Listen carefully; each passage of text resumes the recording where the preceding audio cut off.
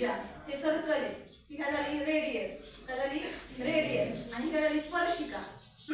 हे स्पर्शिकेला काय दिशेला लंबरूप पडतं ना, कसं पडतं लंबरूप परपेंडिक्युलर, कसं पडतं परपेंडिक्युलर. ह्याला काय म्हणतात uniform circular motion.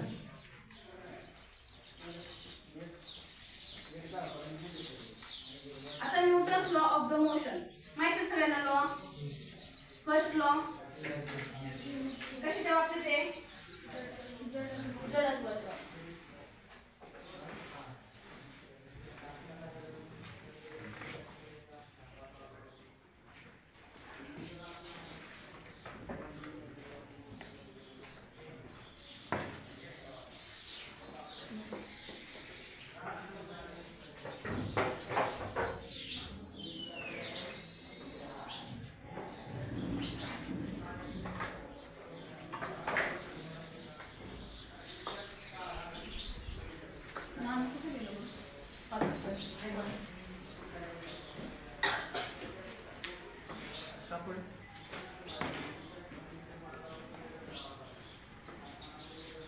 Uniform circular motion.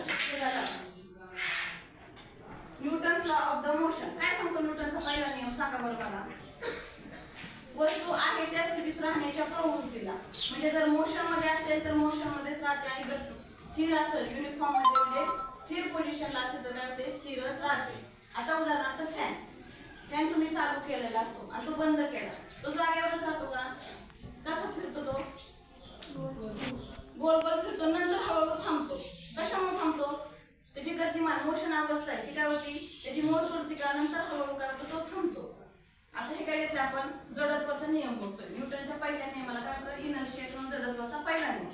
हे काय घेतलं मी कसला घेतलाय राजेंद्र, हे काय घेतलं मी ज्ञान.